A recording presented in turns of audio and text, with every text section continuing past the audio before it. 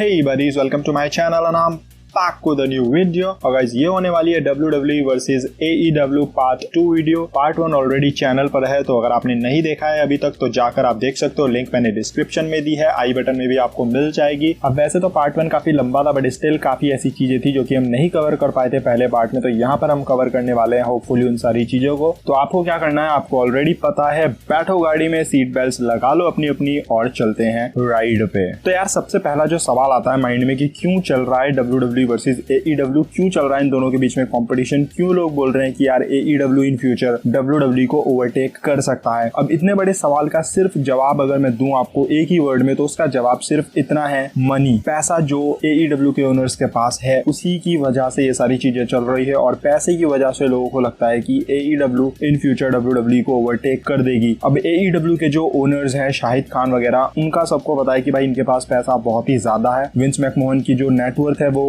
3.2 billion है, तो वहीं शाहिद खान की जो नेटवर्थ है वो है 6.9 बिलियन, यानी कि डबल से भी ज्यादा है उनकी नेटवर्थ विंस के मुकाबले। अब जो दूसरी बात आती है वो आती है कि क्या पैसा, सिर्फ पैसे की वजह से कोई WWE यानी विंस मैकमोहन को ओवरटेक कर पाएगा प्रोफेशनल रेसलिंग में। अब अगर AEW उस वक्त आई होती जिस वक्त WWE ने स्टार्ट किया था, जिस वक्त विंस मैकमोहन ने स्टार्ट किया था, अगर उसी वक्त AEW आ गई होती और उस वक्त ये दोनों ही रेस में शुरू से शुरू करते, तो मैं बोलता कि हाँ AEW आगे आ जाती बिकॉज ऑफ द मनी। पर अब विंस मैकमोहन के पास ऑलरेडी बहुत बड़ा रेसलिंग बेस है, बहुत बड़ा प्रोफेशनल रेसलिंग का बेस है, और यही डिफरेंस है AEW और WWE के पास। अब बात करें अगर AEW के सुपरस्टार्स की, तो उनके जो अधिकतर सुपरस्टार्स हैं वो वही हैं जो WWE ऑलरेडी अपनी कंपनी से निकाल चुकी है या WWE जिनको यूज नहीं करना चाहती थी। Like for example Cody Rhodes वहां पर बहुत बड़े सुपरस्टार हैं, WWE में वो बहुत पहले काम कर चुके हैं और WWE को कोडी रोड्स चाहिए ही नहीं। मतलब कोडी रोड्स जैसे सुपरस्टार्स या उनसे ज्यादा टैलेंटेड रेसलर्स WWE के पास बहुत सारे भरे हुए हैं। मतलब Matt Riddle, Buddy Murphy, Aleister Black, Keith Lee, Finn Balor, Adam Cole, ये सारे रेसलर्स जो है ना ऑलरेडी कोडी रोड्स से बहुत ज्यादा टैलेंटेड रेसलर्स हैं और WWE को कोडी रोड्स के जाने का बिल्कुल भी कोई गम नहीं होगा। मतलब उन्हें चाहिए ही नहीं थे कोडी रोड्स जैसे रेसलर्स। उन्हें अगर कोडी रोड्स जैसा रेसलर चाहिए होगा तो उनके पास ऑलरेडी बहुत सारे रेसलर्स हैं जो कोडी रोड्स जैसा काम कर सकते हैं या जैसा कोडी रोड्स उनको दे सकते थे, ऐसे रेसलर उनके पास बहुत सारे हैं। अगर उन्हें चाहिए होगा तो वो उन रेसलर से वो काम करवा सकते हैं। और सही बताऊं तो यार कोडी रोड्स को WWE के अंदर कोई नहीं देखता था, तो वहां पर कोई नहीं देखता था, तो फिर AEW में उन्हें कौन देखता होगा। अब आई एम नॉट सेइंग कि कोडी रोड्स की फैन फॉलोइंग नहीं है या कोडी रोड्स उतने अच्छे नहीं है, ठीक है, ये अच्छे रेसलर हैं और उनकी भी अच्छी खासी फैन फॉलोइंग है।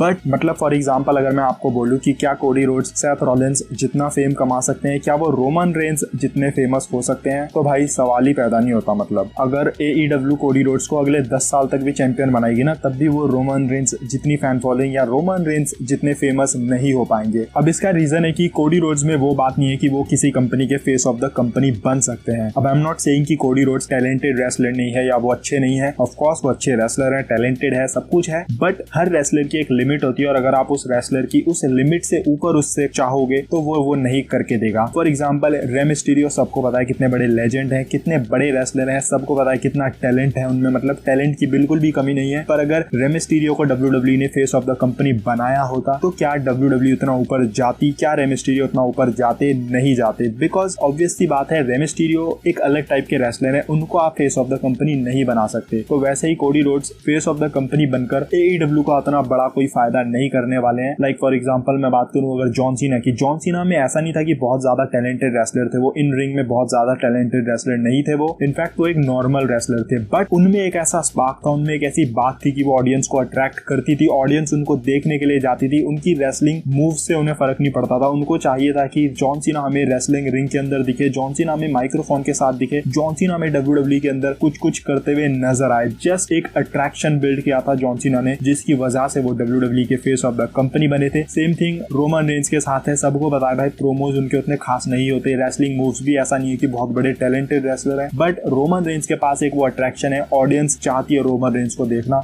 ऑडियंस को है कि बस रोमन रेंस को ने देखना है रेसलिंग रिंग में, रोमन रेंस को ने देखना है रेसलमेनिया की मेन इवेंट में, रोमन रेंस को ने देखना है बड़े बड़े टाइटलों के साथ। और ये चीज कोडी रोड्स के पास नहीं है। मतलब कोडी रोड्स या बाकी जितने भी AEW के फेस ऑफ द कंपनी आप कह सकते हो, वो रेसलर हैं जो WWE ने ऑलरेडी रिजेक्ट कर दिया। मतलब जो WWE के रिजेक्टेड माल है उनको AEW ने अपना फेस ऑफ द कंपनी बनाया हुआ है। अब मैं आपको एक एग्जांपल देता हूँ। फॉर एग्जांपल मान लो आपकी एक फ्रूट्स की शॉप है और आपने अपनी फ्रूट्स की शॉप में से कुछ खराब फ्रूट्स या जो आपको फ्रूट्स नहीं चाहिए उन सब फ्रूट्स को आपने उठाकर साइड में रख दिया, और उन साइड में रखे हुए फ्रूट्स को मैंने उठा लिया और मैंने भी एक शॉप खोल ली और उन्हीं फ्रूट्स को मैंने अपनी शॉप के अंदर रख लिया। तो क्या मेरी शॉप आपकी शॉप से ज्यादा चल पाएगी? बिल्कुल भी नहीं। मतलब मेरी शॉप चल जाएगी, वो एक अलग बात है, बट मेरी शॉप आपकी शॉप से ज्यादा नहीं चल सकती। और यही फैक्ट है WWE AEW के बीच भी कि AEW WWE को बीट नहीं कर पाएगी अगर वो इसी तरीके से चीजें करेगी। अब ऐसा नहीं है कि AEW कभी भी WWE को ओवरटेक नहीं कर सकती। मतलब ये ऐसा नहीं कि ये इम्पॉसिबल है। ऑफ कोर्स ये बहुत ज्यादा मुश्किल है, बट ऐसा नहीं कह सकते हम कि ये इम्पॉसिबल है, बिकॉज एनीथिंग इज पॉसिबल। ये हो सकता है, बट अगर अपने कार्ड्स सही से प्ले करेगी AEW तभी वो इस चीज को कर पाएगी। अगर वो ये सोचेगी कि हमें WWE का एक लाइट वर्जन बनाना है तो फिर यहाँ पर बिल्कुल वही होने वाला है जो TNA के साथ हुआ था। मतलब TNA के साथ भी यही चीज थी। TNA बहुत अच्छी चल रही थी जिस वक्त TNA आई थी। उन्होंने अपनी अलग अलग स्टाइल की रेसलिंग इन्वॉल्व करी थी उसके अंदर। मतलब आपने देखा होगा TNA पहले जैसे WWE के 4 साइड होती है रिंग की, तो उनकी होती थी पहले 6 या 7 कुछ ऐसे साइड्स होती थी उनकी, और उसके बाद उन्होंने धीरे धीरे क्या करा, साइड्स को कम करते करते करते उन्होंने भी अपनी 4 साइड की रिंग बना ली, और उसके बाद उन्होंने बाकी ऐसी चीजें भी ऐसी करने शुरू कर दी जो WWE ऑलरेडी करती है। और उसके बाद वो कंपनी जो है वो ड्रॉप हो गई। क्यों? क्योंकि वो WWE को फॉलो कर रही थी। वो चाह रही थी कि वो WWE का एक लाइट वर्जन बनाए, और वो इस चीज में फेल हो गई। और अगर AEW भी बिल्कुल ऐसे ही करेगी कि वो WWE का लाइट वर्जन बनाना चाहेगी तो फिर ये भी फेल होगी। अगर इनको WWE के आसपास आना है या WWE को बीट करना है तो भाई इनको कुछ अलग देना पड़ेगा, इनको अपने अलग रेसलर्स बिल्ड करने पड़ेंगे। और अगर ये हमेशा ऐसे ही करने वाले हैं, मतलब WWE के जितने भी रिजेक्टेड सुपरस्टार्स होंगे या जितने भी रेसलर्स WWE छोड़कर यहाँ पर आएंगे, अगर हमेशा ही उनको ये टॉप पर रखेंगे, हमेशा ही उनको रिप्रेजेंट करवाएंगे अपनी कंपनी को, तो फिर उससे इनको ज्यादा फायदा होने वाला नहीं है। बिकॉज ऑब्वियसली जिन रेसलर्स को WWE की ऑडियंस नहीं पसंद कर रही है तो फिर यहाँ पर AEW में उनको ऑडियंस क्यों पसंद करेगी। अब मैं ये नहीं कह रहा हूँ कि इन रेसलर्स को मिड कार्ड में रख दो या बिल्कुल ही नीचे रख दो। ऑब्वियसली इनको हमेशा टॉप पर रखना होगा क्योंकि इनसे ऑडियंस आपको मिलेगी, क्योंकि ये ऑलरेडी फेमस रेसलर्स होंगे तो इनसे आपको ऑडियंस तो मिलने वाली है। बट अगर सिर्फ इनको टॉप पर रखोगे तो उससे फायदा नहीं होने वाला है। आपको अपने खुद के प्रोडक्ट बनाने होंगे, अपने अलग रेसलर्स बिल्ड करने होंगे जिनको आपको फेस ऑफ द कंपनी बनाना होगा। फॉर एग्जाम्पल आप विंस मैकमोहन को देख लो। मतलब विंस मैकमोहन कभी भी ऐसे टैलेंट या कभी भी ऐसे रेसलर को वो अपना फेस ऑफ द कंपनी नहीं बनाएंगे जो किसी और प्रमोशन से ऑलरेडी बड़ा रेसलर बन के आया होता है। Like for example AJ style. अब AJ स्टाइल को वो हमेशा अच्छा पुश देते हैं, अच्छी बुकिंग उन्हें हमेशा मिलती है, बट स्टिल कभी भी AJ स्टाइल को वो फेस ऑफ द कंपनी नहीं बनाएंगे। क्यों नहीं बनाएंगे? बिकॉज वो उनके खुद के प्रोडक्ट नहीं है। वो हमेशा ऐसे ही रेसलर को फेस ऑफ द कंपनी बनाते हैं या बनाएंगे जो उनके खुद के प्रोडक्ट होते हैं, जिनको उन्होंने खुद बिल्ड किया होता है। Like for example Roman Reigns, Seth Rollins, इनको हमेशा टॉप पर रखा जाएगा, इनको फेस ऑफ द कंपनी बनाया जाएगा क्योंकि ये WWE के खुद के प्रोडक्ट हैं। और आई थिंक यही चीज सीखनी होगी AEW को कि WWE के जो रिजेक्टेड माल है उनको तो आपको टॉप पर हमेशा रखना है, but face of the company आपको अपने टैलेंट और अपने रेसलर्स को बनाना होगा, और अपने टैलेंट्स के साथ उन्हें कुछ अलग फ्लेवर देना होगा, कुछ अलग देना होगा ऑडियंस को जो कि WWE नहीं देती है। और अगर इन्हीं रेसलर्स को ये फेस ऑफ द कंपनी बनाने वाली है जो कि WWE के रिजेक्टेड रेसलर्स हैं या फिर वो रेसलर्स हैं जो कि WWE को छोड़कर आए हैं, तो जिन रेसलर्स को वहां पर ऑडियंस ने एज अ टॉप रेसलर नहीं पसंद किया है तो फिर यहाँ पर एज अ टॉप रेसलर उनको ऑडियंस क्यों पसंद करने वाली है। फॉर एग्जांपल आप क्रिस जेरिको को ले लो। मतलब क्रिस जेरिको WWE के बहुत बड़े लेजेंड रहे हैं और WWE उनसे जितना ले सकती थी WWE उनसे ऑलरेडी उतना ले चुकी है, और उनका जो पीक था वो उनके पास्ट में था। अब उनका पीक नहीं चल रहा है, उनका जो पीक था वो पास्ट में था। तो कॉमन सी बात है कि जिस रेसलर को WWE के अंदर ऑडियंस ने इतना ज्यादा देखा है, इतने सालों से देखते आ रहे हैं, उस रेसलर को अगर आप किसी दूसरी कंपनी के अंदर फेस ऑफ द कंपनी बनाने वाले हो तो फिर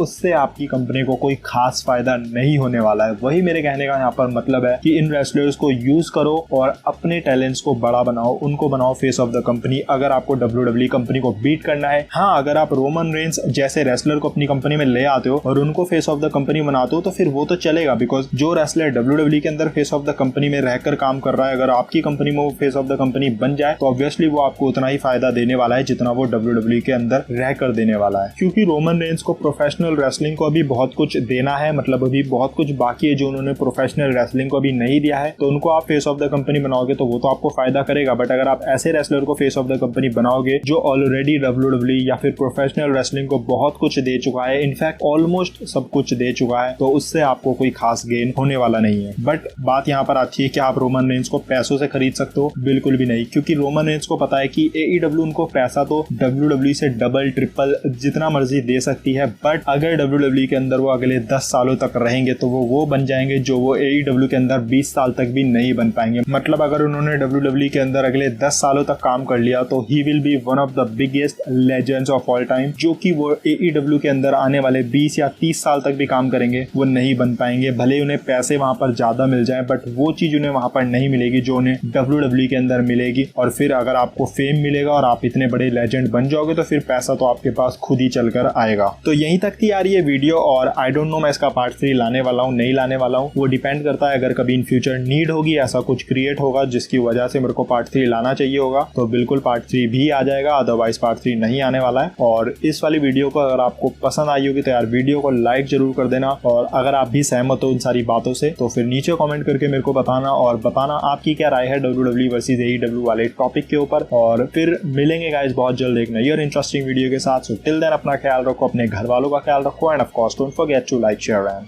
स्मैश द सब्सक्राइब बटन।